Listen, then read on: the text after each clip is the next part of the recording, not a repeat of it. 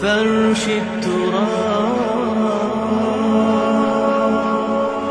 يضمني وهو غطاء।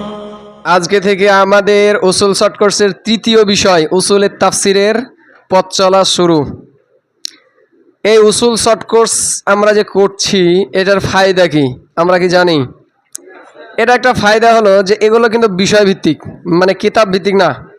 একটা হলো বিষয় আর একটা হলো ওই বিষয়ে কিতাব লেখা থাকে। তো আমরা যদি বিষয়টা সম্পর্কে ধারণা থাকে তাহলে সেই ক্ষেত্রে ওই বিষয়ে যদি আরবি কিতাব ঘাঁটতে যাই তাহলে কিন্তু আরবিটা পড়তে পারবো, অনুবাদ করে বুঝাতে পারবো। আর যদি বিষয়টা সম্পর্কে ধারণা না থাকে কি, তো যতই আমরা আরবিতে মাহির হই জিন্দেগিতেও খুলে কেটা বুঝাতে পারবো না। তো এই শর্ট কোর্স মানে সংক্ষিপ্ত সময়ে শুধুমাত্র বিষয়টা, কিতাব নয়, শুধুমাত্র বিষয়টা যে উসুলে তাফসির কী কী আলোচনা হয়, কোন জিনিসটা কি, এটা যখন জানতে পারবো তখন উসুলে তাফসির বিষয়ে যে সমস্ত কিতাব আছে ওগুলো যখন ঘাঁটতে যাবো তখন কি হবে, সবগুলো বলতে পারবো, বুঝতে পারবো। যদি আমি আরবিতে একটু কমাও হই, একটু নর্মালও হই, বিষয়টা সম্পর্কে আমার ভালো ধারণা আছে, তাহলে আমি যে করে হোক কী করে দিতে পারবো, অনুবাদ তুলে দিতে পারবো। আর যদি বিষয়টা সম্পর্কে একেবারেই খালিও জেহেন হয়ে যায় তাহলে সেই ক্ষেত্রে যতই আরবিতে মাহির হই আমি অনুবাদ করবো খুব সুন্দর করে, কিন্তু মাফহুমটাই খুলে বলতে পারবো না। তো উসুল শর্ট কোর্স হলো শুধুমাত্র এখানে বিষয়টা আর সম্পর্কে আলোচনা হয়, কোনো কেতাব নয়। কেতাব পড়তে গেলে কি হয়ে যাবে, অনেক বড়। তাই এখানে শুধুমাত্র বিষয়টা, উসুলে তাফসির, উসুলে হাদিস, উসুলে ফিকহ, শুধুমাত্র কি বিষয়, কোনটা কি, এগুলো প্রত্যেকটাই আমরা যখন কেতাব ঘাঁটতে যাবো সবগুলো পেয়ে যাবো ইনশাআল্লাহ। ইল্লা মাশাআল্লাহ দু চারটে বিষয় তো থাকবে কিতাবে, যেহেতু একটু বড়, কিন্তু এখানে মৌলিক যেগুলো বিষয় এগুলো অটোমেটিক চলে আসবে। তো ইতিপূর্বে আমরা সর্বপ্রথম উসুল শর্ট কোর্সের প্রথম বিষয় কি করেছি, মাহারাতুল ইবারাত অর্থাৎ তারকিবের ক্লাস। তারপরে দ্বিতীয় বিষয় ছিল ইলমে মানতিক, যেটা ইতিপূর্বে আমাদের শেষ হয়ে গেছে। আজকে থেকে আমাদের শুরু উসুলুত তাফসির। উসুলুত তাফসির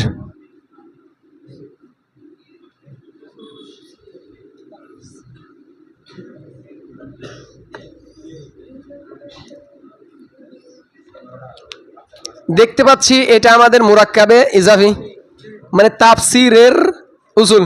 উসুল আসল, আসল মানে আসল যেটা বুঝি, যার পর অন্যান্য কিছু কি কারণে নির্ভর করে। তো এখানে আসল অর্থ কি, কাওয়ায়েদ, যদিও অনেক কিছু শব্দ আছে কিন্তু এখানে আমাদের কি মূল উদ্দেশ্য কি, উসুল অর্থাৎ কাওয়ায়েদ, নিয়ম। তাহলে অর্থ দাঁড়াবে তাফসিরের নিয়মাবলী, যে আমরা যে তাফসির করব। আচ্ছা তাফসির এটা আবার কি, উসুলু তাফসিরিল কোরআন, উসুলু তাফসিরিল কোরআন মানে কোরআনের তাফসিরের নিয়মাবলী। আমরা যে কোরআন পড়ি, এই কোরআন যে ব্যাখ্যা করব, তাহলে সেই ক্ষেত্রে আমাকে নিয়ম কানুন তো জানতে হবে না, নিজের মন মতো তাফসির করব, ব্যাখ্যা করব। কথা কি বুঝে গেছে কি? তো আজকে থেকে আমরা শিখব কোরআনের তাফসির করার নিয়মাবলী, উসুল। তো একটা শব্দ ব্যবহার করা হয়, এইটা শব্দ যদি থাকে না ডাইরেক্ট কি ব্যবহার করা হয়, আর তাফসির। তা তাফসির কার, কোরআনের। আর একটা শব্দ ব্যবহার করা হয় উলুমুল কোরআন, কি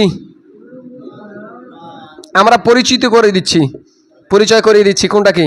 আর একটা ব্যবহার করা হয় কাওয়াইদুত তাফসির। একই আবার একই নয়। তো সব উপরে থাকবে আমাদের এই যেটা উলুমুল কোরআন, তার নিচে উসুল তাফসির, তার নিচে কাওয়াইদুত তাফসির। অর্থাৎ এদের মধ্যে কি সম্পর্ক, আম খাস মুতলাক। সব চাইতে আম হলো উলুমুল কোরআন। অর্থাৎ উসুলে তাফসিরের যে সমস্ত আফরাদ আছে, মানে যে সমস্ত বিষয়ে আলোচনা করা হয়, তার চাইতে উলুমুল কোরআনের আফরাদ বেশি, মানে ওখানে আরও অন্যান্য বিষয়ে কি করা হয়, আলোচনা করা হয়। কথা বুঝতে পারিনি মনে হয়। সব এক একটা কিন্তু মাফহুমে কুল্লি। যখন বলবো উলুমুল কোরআন, উলুমুল কোরআন তার মানে কোরআনের জ্ঞান সমূহ না, তার মানে আফরাদ কি একটা না অনেকগুলো। যেহেতু আমরা ইলমে মানতিক পড়েছি তাই ইলমে মানতিকের পরিভাষা আমরা কি করব, ব্যবহার করব। যখন বললাম উলুমুল কোরআন, তো উলুমুল কোরআনের আফরাদ অনেকগুলো। উলুমুল কোরআন যে একটা ফান বিষয়, এই বিষয়তে অনেকগুলো কি হয়, আলোচনা হয়। আবার উসুলে তাফসির, তাফসির নিয়ম বলি, তার মানে এখানেও আফরাদ কি অনেক, সবগুলো কি মাফহুমে কুল্লি। কিন্তু এর আফরাদের চাইতে এর আফরাদ একটু কম, তার মানে এ হলো সবচেয়ে আম আর এ হলো একটু খাস। এবার এ হলো আরও খাস। উসুলে তাফসিরে কি রয়েছে, অর্থাৎ উলুমুল কোরআনের অন্তর্ভুক্ত উসুল তাফসির। উলুমুল কোরআন যে সমস্ত আফরাদ সম্পর্কে আলোচনা করা হয় তার মধ্যে একটাকে উসুল তাফসিরের আলোচনা আছে। আবার কয়েদ তাফসির হলো এর অন্তর্ভুক্ত। কথা বুঝতে পারিনি মনে হয়, যে উসুল তাফসির যে সমস্ত আলোচনা করা হয় তার ভিতরে একটাকে কয়েদ তাফসির, মানে তাফসির করার কায়দা। কথা কি ঢুকলো? তাহলে এখানে শুধুমাত্র কায়দা থাকবে, কয়েদ তাফসির শুধুমাত্র কায়দা থাকবে। আর এই কায়দাগুলো আবার উসুলের তাফসির যখন বিষয়ে যাব তখন ওখানে কয়েদ তাফসিরও থাকবে, এর সাথে আরো অন্যান্য আফরাদও থাকবে। আবার যখন উলুমুল কোরআন যাব তখন এরা তো থাকবে, সাথে আরো অন্যান্য আফরাদও আলোচনা থাকবে। কথা কি বুঝা যাচ্ছে? যেমন উসুলের তাফসিরে একটা বিষয় আলোচনা করা হয় না যে কোরআনের যে রসমে খাত আছে লেখা, এটা উসুলের তাফসির আলোচনা নয়, এটা কার? উলুমুল কোরআনে। আর উলুমুল কোরআনে কি পাবো? উসুলের তাফসিরও পাবো, মানে তাফসির করার উসুলও পাবো, এটার সাথে আরো অন্যান্য বিষয়ও পাবো। যেমন কোরআন যে 7 ভাবে পড়া যায় এই সংক্রান্ত বিষয়। আর উলুমুল কোরআন মানে কোরআনের ব্যাপক জ্ঞান। কথা কি বুঝে গেছে? তো এগুলো সম্পর্ক কি? আম খাস মতলা সব যেটা আম এর আফরাদ বেশি, তারপরে আম, তারপরে আম। ঠিক আছে, তাহলে সব যেটা খাস তার চেয়ে এটা আম, তার চেয়ে এটা আম। এই হলো আমাদের উসুলুত তাফসির, যে তাফসির করার কিছু নিয়মাবলী বা কাওয়ায়েদ, নিয়ম কানুন। এখন আমরা দেখব যে উসুলুত তাফসিরে মোট আলোচ্য বিষয়, যেহেতু আমরা বিষয় ভিত্তিক আলোচনা করছি না, কোনো কেতাব নয়, যে উসুলে তাফসির এটা একটা বিষয় ফান, মানে তাফসির করা যেখানে উসুল বর্ণনা হয়।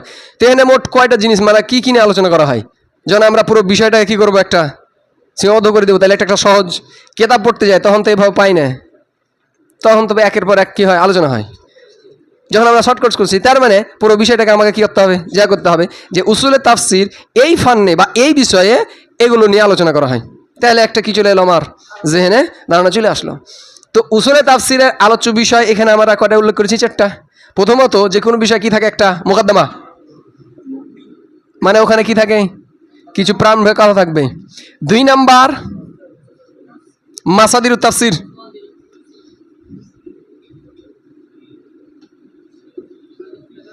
3 নাম্বার আল ইখতিলাফ ফিত তাফসির, 4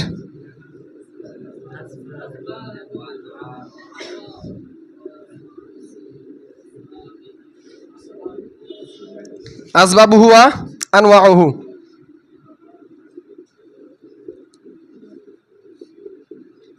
4 নাম্বার কয়দুত তাফসির, যেটা আমরা ইতিপূর্বে একটু আগে লিখলাম। তাফসিরের কিছু কি দিবে, কায়দা। মুকাদ্দামাতে কিছু প্রারম্ভিক কথা, যে কোনো কিতাব একটা বিষয়তে থাকে, যেমন তারিফ কি, সংজ্ঞা কি, জিনিসটা কি, গরজ গায়াত, এগুলো থাকে না মুকাদ্দামাতে। আর এগুলো হলো মৌলিক আলোচনা। মাসাদিরুত তাফসির, মাসদার মানে কি, উৎস, কোথা থেকে বের হয়েছে, অর্থাৎ তাফসিরের উৎস কোথায়, মানে কোরআন যে তাফসির করবো এই তাফসিরটা পাবো কোথায়, কোথা থেকে করবো। কথা বলি না, মধু তো সব দোকানে পাওয়া যায়, কিন্তু কোথায় মধু, খাঁটি মধু পাওয়া যায়, দোকান কোনটা? তো তাফসির তো যে কেউ করতে পারে, কিন্তু খাঁটি তাফসির কোথায় পাবো, মানে তাফসির পাওয়ার স্থান, যেটা সহজ ভাষায় বলি মাসাদির তাফসির মানে কি, তাফসির পাওয়ার স্থান, অর্থাৎ কোরআনের তাফসির কোথায় কোথায় পাওয়া যায়, কোথা কোথা থেকে আমাকে কোরআনের তাফসির নিতে হবে। এই হলো মাসাদিরুত তাফসির। কথা কি বুঝা গেছে? 3 নাম্বার আল ইখতিলাফিত তাফসির, কোরআনে যে তাফসির করতে গিয়ে কি হয়, ইখতিলাফ, এটার আসবাবুহু, সাবাব, কারণ কেন ইখতিলাফটা হয় এবং ইখতিলাফটা কত ধরনের, কয় প্রকার। যেহেতু ইতিপূর্বে কি হয়ে আছে, কোরআনের তাফসির হয়ে আছে, এখনো হচ্ছে, চলছে, কিন্তু সবার তাফসির কি একই না, ইখতিলাফ আছে। তো এই যে ইখতিলাফটা হয় কেন এবং কত ধরনের ইখতিলাফ হয়, ক্লিয়ার? 4 নাম্বার, এবার আমি যখন নিজে তাফসির করতে যাব কোন কোন কায়দা আমাকে লেহাজ রাখতে হবে, কোন কোন কায়দাগুলোকে আমাকে জেনে রাখতে হবে, কোন কোন কায়দা অনুপাতে আমাকে কি করতে হবে, কোরআনের তাফসির করতে হবে। মানে এটা একজন কার জন্য, একজন নিজে মুফাসসির যিনি হবেন তাকে কোন কোন কায়দাগুলো লেহাজ রাখতে হবে, কোন কায়দাগুলো তার জেহেনে থাকতে হবে। তো এই 4টা বিষয়ে মূলত উসুলের তাফসিরে কি হবে, আলোচনা হবে। হ্যাঁ, এই বিষয়ে যখন আমরা কিতাব পড়তে যাব আর অনেক বিষয় হয়তো 2-4টা চলে আসবে নতুন, কিন্তু মিলতে ঝুলতে সব এগুলোই পাবো। তো প্রথম আলোচনা আমাদের মুকাদ্দামা স্বরূপ কিছু প্রারম্ভিক আলোচনা। মুকাদ্দামাতে আমরা যেটা পড়বো তারিফুল কোরআন, কোরআন কি, কোরআনের সংজ্ঞা, কোরআন কোনটা, কোরআন কাকে বলে, তাই না? এবার হচ্ছে তারপরে মাফহুমুত তাফসির, যে তাফসির বলি যে কোরআনের তাফসির, এর দ্বারা উদ্দেশ্য কি, মাফহুমটা কি, আসলে কোনটাকে তাফসির বলে। 3 নাম্বার মাক্কি মাদানি, যে কোরআনের যে আয়াতগুলো আছে সূরাগুলো আছে কোনটা মাক্কি কোনটা মাদানি। 4 নাম্বার আসবাবুন নুজুল বা সাবাবে নুজুল যেটা বলি, যে কোরআন যে নাজিল হয়েছে আর সাবাবটা কি। প্রথম যেটা তারিফুল কোরআন, যে কোরআন কি, কোরআনের সংজ্ঞা। আমাদের সংজ্ঞা দিতে হবে না, হবে না? সংজ্ঞা দিতে হবে। জামে মানে সংজ্ঞাটার জন্য শর্ত কি? সংজ্ঞা কয় দিক থেকে দেওয়া যায়? আমরা ইলমে মানতিক তো পড়েছি 2 দিক থেকে। এক তার কি সিফাতি গুণাগুণ বৈশিষ্ট্যের দিক থেকে, যাকে নাম হলো রাসম, আর একটা হলো তার জাত মানে মৌলিক উপাদানের দিক থেকে, যেটাকে বলা হয় হাদ। তো হাদটাও তাম হতে পারে নাকেশ হতে পারে, আবার রসমটাও তাম হতে পারে নাকেশ হতে পারে। হাদ্দে তাম কোনটা? যেখানে কি থাকবে জিনসে করিব আর ফাসলে করিব থাকবে। তো কোরআনকে যখন সংজ্ঞা দিতে যাব তার জিনসে করিব আর ফাসলে করিব তো থাকবেই। কথা কি বুঝে গেছে কি? তো এখানে যখন আমাদের আসবে মাফহুমুল কোরআন, যে কোরআনের সংজ্ঞা, কোরআনটা কি, তখন আমরা কি বলতে পারি? এটা কালামুল্লাহ। কোনটা? হুয়া কালামুল্লাহ। তো কালামুল্লাহ যখন বলবো তখন অন্যান্য কিতাবগুলো চলে এসছে, তাওরাত জবুর ইনজিল সবই তো কি কালামুল্লাহ। তারপর কি বার করছে? মুনাজ্জাল আলা মুহাম্মদ বা বিওয়াসিতাতে জিবরিল। আচ্ছা, মুনাজ্জাল আলা মুহাম্মদ, যে কালামুল্লাহ কার আয়াতে নাজিল হয়েছে? মুহাম্মদ সাল্লাল্লাহু আলাইহি সাল্লাম। তার মানে খাসে গেল। এবার অন্যান্য কালামুল্লাহ গেল বাদ, এবার কোন কালামুল্লাহ? কোরআন। এবার আরো একটু বাজে, মানে আরো স্পষ্ট করার জন্য বিওয়াসিতাতে জিবরিল, নাজিলটা হয়েছে কার মাধ্যম দিয়ে? অন্যান্যগুলো দেখা যায় সরাসরি দিয়ে দিয়েছে। যেমন তাওরাত আল্লাহ এই যে মুসা আলাইহিস সালাম তুর পাহাড়ে গেলেন 40 দিন, ওখানে পেয়ে চলে আসলেন এনে জিবরাইলের মাধ্যমে। এবার আর কিছু আছে কি? যে মাজুরুন বিতিলাওয়াতিহি, কোরআন এমন একটা জিনিস তার তেলাওয়াত করলেই কি দেওয়া হয়? আজর দেওয়া হয়। কথা কি বুঝে গেছে? তো যেন বললাম কালামুল্লাহ, মানে এটা নিয়ে ফের আবার ইখতিলাফ আছে। কেউ বলছেন কালামুল্লাহ নয়, কেউ বলছে কোরআন মাখলুক, মানে কোরআনকে কি করা হয়েছে? সৃষ্টি করা হয়েছে। আর যেন বললো কালামুল্লাহ, না এটা কোনো সিস্টেম না, এটা বাস আল্লাহ তাআলার কালাম, জাত। তো এটা নিয়ে আমার অধিকার বাসে যাও না, বাস কোরআন কি কালামুল্লাহ, ঠিক হ্যাঁ। ওগুলোর জন্য আমরা ইয়াতে যাবো ওই উসুলে তাফসিরে, মানে উসুলে ফেকাতে, তখন আরও অনেক কিছু বিষয় আসবে। আপাতত এতটুকুই যে কোরআন কি, আর কোরআন তেলাওয়াতের তো ফজিলত আমরা জানি, ওগুলোর অধিকার আমরা ঢুকছি না শর্ট সময়। এবার যে মাফহুমুত তাফসির, তাফসিরের মাফহুম মানে তাফসির বলতে আমরা কি বুঝি? তাফসির বলতে আমরা কি বুঝি? যে কোনটাকে কোরআনে তাফসির বলবো, কোনটাকে তাফসির বলবো না। তো মাফহুমুত তাফসির, মাফহুমটা কি বলতেছে? মাফহুম হলো মুতাকাল্লিমের মানা মুরাদ। আল্লাহ তাআলা কথা বলছেন কালামুল্লাহ, এর দ্বারা মুতাকাল্লিম কি উদ্দেশ্য নিয়েছেন? এই কথার দ্বারা মুতাকাল্লিমের উদ্দেশ্যটা কি? এটা খুলে দেওয়ার নাম, এইটা স্পষ্ট করে দেওয়ার নামই কি? তো তার জন্য কি আমাকে এতগুলা হাদিস, এতগুলা কোরআন আর এতগুলা লাগে? এর দ্বারা উদ্দেশ্য কি? একটা হাদিস দ্বারা প্রমাণ করা উদ্দেশ্য। বুঝতে মনে হয় এখনো পারেনি? তাফসির মূলত কোনটা? এই কথার দ্বারা আল্লাহ তাআলার উদ্দেশ্য কি, মানে মুতাকাল্লিমের উদ্দেশ্যটা খুলে দেওয়ার নাম কি? তাফসির। হ্যাঁ, ওখান থেকে আরো অন্যান্য কিছু বের হবে যেটা মুতাকাল্লিম কি নয়, উদ্দেশ্য নয়, তবে অন্যান্য কি হয়ে যাবে? বের হয়ে যাবে। যেমন এই যে বলছেন না যে কানাতা রাতকান ফাফাতাকনাহুমা, এই যে করেছি আমি, আসমান জমিন মিলিত ছিল, এগুলো ফাটিয়ে দিয়েছি। এই কথার দ্বারা মুতাকাল্লিমের উদ্দেশ্য কি? বলা, এটা বলা যে হ্যাঁ আসমান জমিন মিলিত ছিল, এগুলো সম্পর্কে তোমরা এখনই করো। এটার উদ্দেশ্য গেলে কি? যে আল্লাহ তাআলা কত ক্ষমতাশীল, তোমরা আল্লাহর দিকে ফিরে আসো। উদ্দেশ্য মানে পুরো কোরআনটা হলো কি? জিকির। পুরো কোরআনটা হলো কি?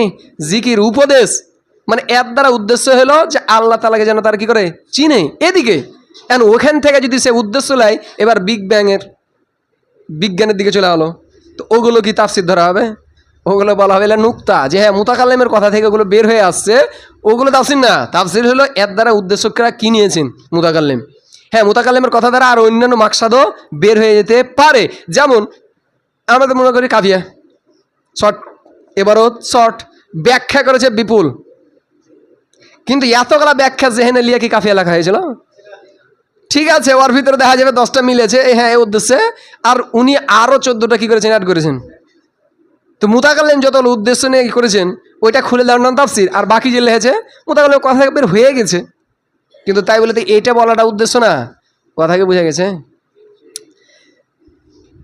তো তাফসিরের মাফহুমটা কি বললাম?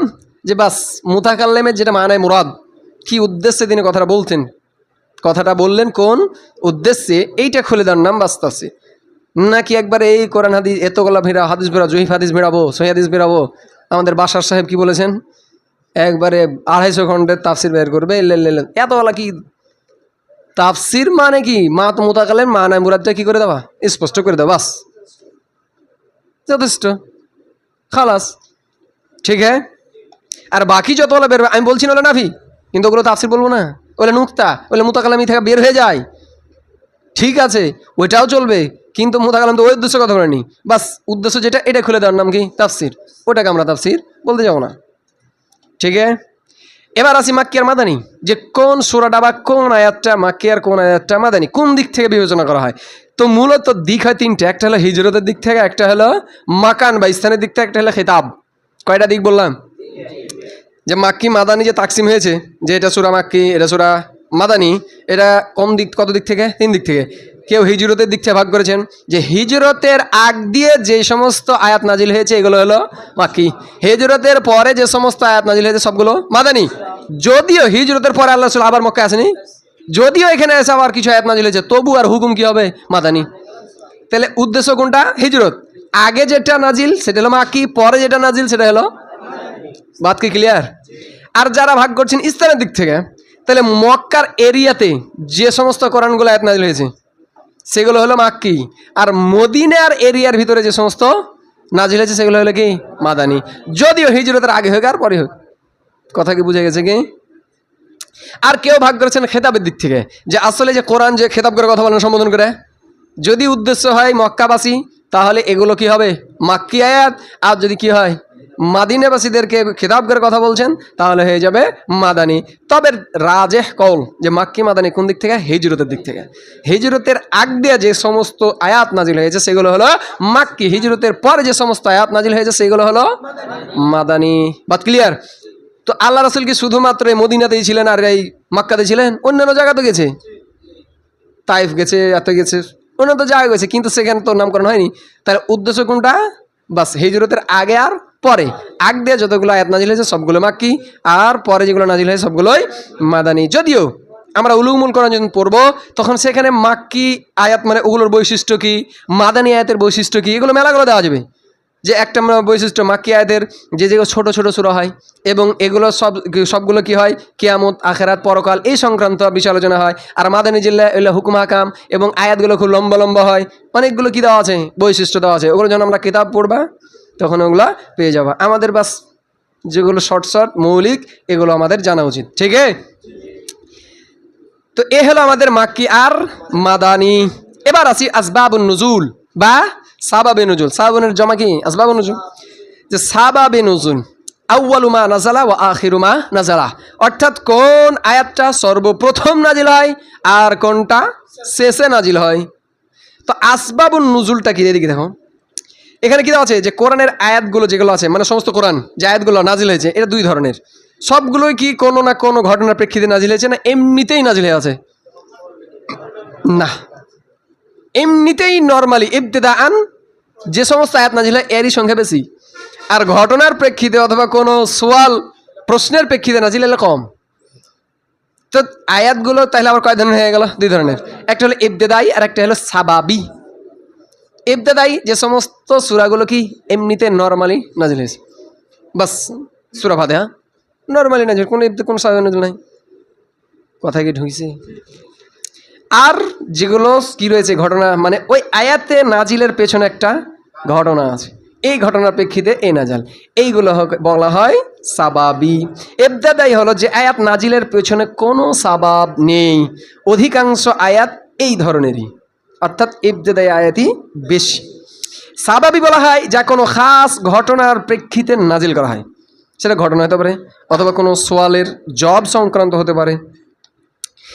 এবার বলতেছে হুকুমের দিক থেকে সাবাবেগুলো চাটি, মানে এখানে একটা মূলত একটা কায়দা বর্ণনা করছে যে এই যে আয়াতটা নাজিল হলো কোনো খাস ঘটনার প্রেক্ষিতে, এই হুকুমটা কি তার জন্যই খাস হবে, নাকি এইটা হুকুমটা সবার জন্য হবে? বুঝতে মনে পারেনি এখনো? একটা ঘটনাকে কেন্দ্র করে একটা আয়াত নাজিল হলো, এই আয়াতের হুকুমটা শুধু যার প্রেক্ষিতে নাজিল ওর জন্যই, নাকি এটা পুরো উম্মতের জন্য, যে কারোর জন্য? তো এরই প্রেক্ষিতে আমাদের 4টে সূরা তৈরি করেছি। দেখো, 1 নম্বর হলো যে সাবাবে নুজুল খাস লব্জও খাস। সাবাবে নুজুল তো খাসি হয়, মানে কোনো একটা প্রেক্ষিতে নাজিল হয়, কিন্তু যে লব্জ দেওয়ার নেমেছে সে লব্জটাও কি খাস। তো হুকুমটা কি হবে খাস, মানে যার ব্যাপারে নাজিল হয়েছে শুধু হুকুমটা তারই উপরে, অন্য কারোর উপরে নয়। দেখো যেমন তাব্বাত ইয়াদা আবিল আহাব, কে এটা কোনো খাস এর নাজিল হয়নি। যখন আল্লাহ রসুল প্রকাশ্য দাওয়াত দিলেন তখন ওই আবুল হাব কি বললো, এই মোহাম্মদের ধ্বংস। তখন আল্লাহ তাআলা কি করলেন, সাথে সাথে কোরআনের আয়াত নাজিল, তাব্বাত ইয়াদা আবিল আহাব, আবুল আহাবেরই দু হাত কি হোক ধ্বংস। তাহলে সাহাবে নজরুল খাস এবং আবুল আহাব নামই নিয়ে নিয়েছে যে ধ্বংস শুধুমাত্র কে, তাহলে ওই হুকুমটা কি হলো, তার জন্যই খাস, ধ্বংস হওয়াটা শুধু তার জন্যই খাস। এবার 2 নম্বর সূরা দেখো, সাবাবে নুজুল খাস লাফজু আম, কিন্তু যে মানে লব্জ দেয়া নাজিল হয়েছে ওইটা আম বুঝায়, ব্যাপকতা বুঝায়, মানে মাফহুমে কুল্লি, যে কেউ ঢুকে যাবে, বুঝতে পারেন মনে হয়। কিন্তু দালিলে খারেজি আছে, মানে অন্য আর একটা দলিল আছে যেটা বুঝায় যে আসলে এই হুকুমটা শুধু ওর জন্যই, বুঝতে পারছি কি। সাবাবে নুজুল তো খাস, কিন্তু লব্জ দিয়ে যে নাজিল হয়েছে সেই লব্জটা কি আম, মানে এটা কি বলা হয় মাফহুমে কুল্লি, ওই লব্জের ভিতরে কি হয়ে যাবে, যে কেউ ঢুকবে। তো এখন আর একটা দলিল আছে যে আম হলেও, লব্জটা আম হলেও এই হুকুমটা কি খাস। যেমন এখানটা আছে ওয়াসাইউ জান্নাবু আল আতকা, অচিরেই তাকে, অচিরেই কি করা হবে, মানে দূরে রাখা হবে আল আতকা, কাকে, মুত্তাকিকে। তো আম না, তো যে মুত্তাকি তাকি নাকি, তো বলছে না, এই যে না আতকা বলা এখানে শুধু আবু বকর, আল্লাজি ইউতি মালাহু ইয়াতাযাক্কা, যে তার মালকে কি করেছে, জাকাতে দিয়ে দিয়েছে, ইয়াতাযাক্কা পরিশোধের উদ্দেশ্যে। তো এইখানে যার কথা বলা হচ্ছে সেটা উদ্দেশ্যকে আবু বকর, তাহলে যে কেউ এর মধ্যে নয়। কথাকে বুঝতে পারলাম। যদিও আল্লাদি মালাহু, আল্লাদি ইউতি মালাহু ইয়াতাযাক্কা, তা আল্লাজি কি আম না, যেই লফজটা কি আম, কিন্তু দালিলে খারিজি, মানে আরেকটা দলিল আছে যে আসলে এখানে উদ্দেশ্য খাস, এটা উদ্দেশ্য কেটা আবু বকর, আসারায়ে মুবাশশারা, জান্নাতের সুসংবাদ। 3 নাম্বার সাবাবে নুজুল খাস কিন্তু লব্জ আম, আর দালিলে খারিজি, মানে আরেকটা দলিল আছে যে হ্যাঁ এই হুকুমটা সবার জন্যই আম, বাস। এবার এখানে কি আছে, ওয়াল্লাযীনা ইয়ারমুনা আজওয়াজাহুম, তো ওয়াল্লাযীনা ইসমে মাওসূল, যে কেউ যারাই কি করবে তাদের স্ত্রীকে তুহমাত দিবে, মানে অপবাদ দিবে, কিসের জেনার। এবার যদি দেখা যায় যে আর কোনো সাক্ষী নাই, সে নিজে ছাড়া, এবার তার হুকুম কি, 4 বার কসম করবে, 5ম বার কি করবে, নিজের উপরে অভিশাপ করবে, এটাই হলো তার হুকুম। এখন এই ঘটনা নাজিল হয়েছে একটা খাস সাহাবীর, সে কি করেছিল, তার স্ত্রীর নামে অবাদ দিয়েছিল। অবাদ বলতে ডাইরেক্ট যে আল্লাহ রাসূল এই অবস্থা, তখন বলছে তুমি নিয়ে এসো, দলিল নিয়ে এসো, না তো তোমার উপর কি হবে, হদ জারি হবে, ওই যে তোহমাত দিলে, অবাদ দিলে 80 বেত্রাঘাত। কিছু আমার স্ত্রী সোচক্ষে দেখছি জেনা করছে বা অন্যের সাথে আছে, আর আমি আবার ওই খুঁজে সাক্ষী ঢুঁড়ে লেবড়াবো। তো আল্লাহ তাআলা তখন ওই তার প্রেক্ষিতে কি করে দিলেন, এই আয়াত নাজিল করে দিলেন যে এইটা, মানে এমনি যদি সাধারণ জনগণ কেউ কারোর নামে কি দেয়, এরকম অপবাদ দেয়, তাহলে তাকে কি দিতে হবে, 4 জন সাক্ষী, আর না তো তার বেত্রাঘাত। কিন্তু এটা যদি নিজ স্বামী তার স্ত্রীর ব্যাপারে বলে, তাহলে সেই ক্ষেত্রে কি করতে হবে তাকে, আর সাক্ষী যদি না থাকে, সাক্ষী থাকলে কোনো কথাই নাই, আর যদি সাক্ষী না থাকে তাহলে সেই ক্ষেত্রে যেটা সাক্ষী দিবে আর নিজের উপর কি করবে, উভয় স্বামী স্ত্রী উভয় কসম করবে, আর 5মবারে নিজের উপরে লানত করবে। যদি আমি মিথ্যা কথা বলি তাহলে আল্লাহর পর আমার কি হয়ে যাবে, লানত। এরপরে উভয় কি করতে হয়, তা পৃথক। কথা কি বুঝে গেছে। তো এখন এটা চলে আসছে আম, এবং আল্লাহ রাসূল বললেন এটা সবার জন্য, এটা শুধু ওই সাহাবীর জন্য না, এই হুকুমটা কি সকল পৃথিবীর সকল স্বামীদের জন্য। সমাজ মে আয়া আম। এবার 4র্থ সূরা হলো সাবাবে নুজুল খাস লব্জ আম, কিন্তু দালিলে কোনো খারিজি নাই যে হুকুমটা খাস নাকি আম, মানে অন্য কোনো দলিল নাই যে লব্জটা আম, মানে হুকুমটা আমভাবেই থাকবে নাকি খাস, কোনো দলিল নাই। এই ক্ষেত্রে তখন মুফাসসিরগণ, মানে যারা উসুলে তাফসির উসুল তৈরি করেন, তারা বলছেন যে আসলে গণ্য কাকে করব, ওই খাস সাবাবটাকে গণ্য করবো, মানে ওর জন্যই খাস করে দেবো হুকুমটা, নাকি লব্জ আম আসছে তাই হুকুমটাকে আমভাবে রাখবো। তো বলছেন লব্জ যেহেতু আমভাবে আসছে তাই হুকুমটা কি হবে, আমহি হবে, এনে হুকুমটা কি হবে না খাস। তো এই কায়দাটা আমরা যদি উসুলে তাফসির অথবা উলুমুল কোরআনে পড়তে যাই, এই কায়দাটা পাবো, আল ইবরাতু বিউমুমিল লাফজ লা বিখুসুসিস সাবাব, যে ইবরাত বা গণ্য হবে উমুমিল লাফজ, কোনটা, লফজের ব্যাপকতা, আম লফজটা কি হবে, গণ্য হবে, লা বিখুসুসিস সাবাব, মানে খাস সাবাবটা নয়। এটা তাহলে কোন ক্ষেত্রে, যখন সাবাবে নজুল খাস লফজ আম আর অন্য কোনো দলিল নাই যে এটা আম হুকুম নাকি খাস হুকুম, সেই ক্ষেত্রে কোনটা গণ্য হবে, লফজের উমুমিয়াতটা, যে এটা সবার জন্য। তো বাত ক্লিয়ার? এবার আছে আউয়ালু মা নাজালা ওয়া আখিরু মা নাজালা। আমরা কিন্তু বালাগাতে পড়েছি যে এই যে আউয়ালিয়াত হওয়া, প্রথম হওয়া, এটা দুই প্রকার, ইজাফি আর হাকিকি। নেসাবি যেটা বলছিলাম, আর ইতিপূর্বে অনেকবার বলা হয়েছে যে প্রথম হওয়া এটা হাকিকি প্রথম, অথবা অন্যের দিকে নিসবত করে। এখন গ্রামে কি হচ্ছে, মাহফিল হচ্ছে, বলছে মাহফিলে সর্বপ্রথম যাই দিচ্ছে, আর একজন না সর্বপ্রথম আইসা আসছে। দুজনের কথাই ঠিক। ও বলছে পুরুষের দিক থেকে সর্বপ্রথম কে যায়, ও বলছে কার দিক থেকে, মহিলার দিক থেকে। হ্যাঁ, একটা আছে বাস্তবেই কে প্রথমে এসছে। যেমন এক হাদিসে আসছে না যে সর্বপ্রথম ইসলাম গ্রহণ করে কে, খাদিজা। আর এক হাদিসে আছে সর্বপ্রথম ইসলাম গ্রহণ করে আবু বকর। আর এক হাদিসে সর্বপ্রথম ইসলাম করে আলী। আর এক হাদিসে বলছে সর্বপ্রথম ইসলাম গ্রহণ করে যায়েদ বিন হারেস। চারটাও ঠিক। মহিলার ভিতরে সর্বপ্রথম খাদিজা, পুরুষের ভিতরে সর্বপ্রথম আবু বকর, ছোটদের ভিতরে সর্বপ্রথম আলী, আর চাকরের ভিতরে সর্বপ্রথম যায়েদ বিন হারেস। হ্যাঁ, বাস্তবে আসলেই কে আগে হয়েছে, মুসলমান, খাদিজা। কথা কি বুঝে গেছে? এমন কথা হলো যে কোরআনে যে আয়াত নাজিল হচ্ছে, এখানে কয়েকভাবে চলেছে। সর্বপ্রথম আয়াত নাজিল হয়, কেউ বলছেন মুদ্দাসির, কেউ বলছেন সূরাতুল ইকরা। তখন বলছে ঠিক আছে, মুতলাকান মানে হাকিকিভাবে সর্বপ্রথম নাজিল হয় সূরাতুল ইকরা। আর ওইটা যে সর্বপ্রথম বলা হয়েছে, ওইটা মানে হুকুম বা এটা প্রচারার্থে যে সর্বপ্রথম এটা তো নাজিল হয়, এখানে কোনো কোনো কোনো প্রকারের কি আদেশ টাদেশ ছিল কি? সূরাতুল ইকরা এখানে প্রারম্ভিকা মানে ইবতিদায়ী, বাস নবুয়ত লাভ। এর পরে যে এটাকে ছড়িয়ে দিতে হবে, এই দিক থেকে সর্বপ্রথম নাজিল হয় কে? ইয়া আইয়ুহাল মুদ্দাসসির কুম ফাআনজির। মানে এবার তুমি কি করো, দাঁড়াও, এবার কি করো, ছড়িয়ে দাও। তো সর্বপ্রথম এটা হুকুম আছে। আর ওইটা ছিল কি নবুয়ত প্রাপ্তি সর্বপ্রথম। তো হাকিকি সর্বপ্রথম কোনটা? সূরাতুল আলাক। আর ওইটা হলো নিসাবি, ওইটা সর্বপ্রথম কি কোন দিক থেকে নিসবাতি। কথা কি বোঝা গেল? তো আউয়ালিয়াত দুই প্রকার, হাকিকি আর নিসাবি। হাকিকি মানে বাস্তবে আউয়ালিয়াত। তো হাকিক হলো বাস্তবেই সর্বপ্রথম হওয়া, যেমন ইকরা বিসমি রাব্বিকাল, এটা বাস্তবে মানে এটা দিয়েই কি হয়, আল্লাহ রাসূলের নবুয়ত শুরু হয়। আর নিসাবি হলো খাস কোনো কিছুর প্রতি লক্ষ্য করে, যেহেতু এবার কি দাওয়াত, তো দাওয়াতের ময়দানে যে সমস্ত আয়াত নাজিল হয় সর্বপ্রথম কেটা? ইয়া আইয়ুহাল মুদ্দাসসির কুম ফাআনজির, উঠো এবং কি করো, এবার মানুষকে সতর্ক করো। এবার সর্বশেষ নাজিলকৃত আয়াত বলা হয় এখানে। তো যদি এটা সবচেয়ে আছে যে যেটা সুদের আয়াত, সর্বশেষ নাজিল হয় সুদের আয়াত। এবং এখানে উমর রাদিয়াল্লাহু আনহু একটা করেন যে সুদে সন্দেহ থাকার কারণে অনেকগুলো ব্যবসা তিনি কি করে দিয়েছেন, বন্ধ করে দিয়েছেন। সুদের সন্দেহ মানে আল্লাহ রাসূল কি করে নাই, এগুলোকে স্পষ্ট করে দেয় নাই, যার কারণে তিনি সন্দেহ যে এটা তো হতে পারে সুদ, এই জন্য অনেকগুলো ব্যবসা তিনি কী করে দিয়েছিলেন, বন্ধ করে দিয়েছিলেন। সর্বশেষ আয়াত, আর যার কারণে বেশি তাফসির করা আল্লাহ সময় পাইনি। তো সর্বশেষ আয়াত নাজিল হয় কোনটা? সুদের আয়াত, ইয়া আইয়ুহাল্লাযীনা আমানুত্তাকুল্লাহা ওয়াযারু মা বাকিয়া মিনার রিবা।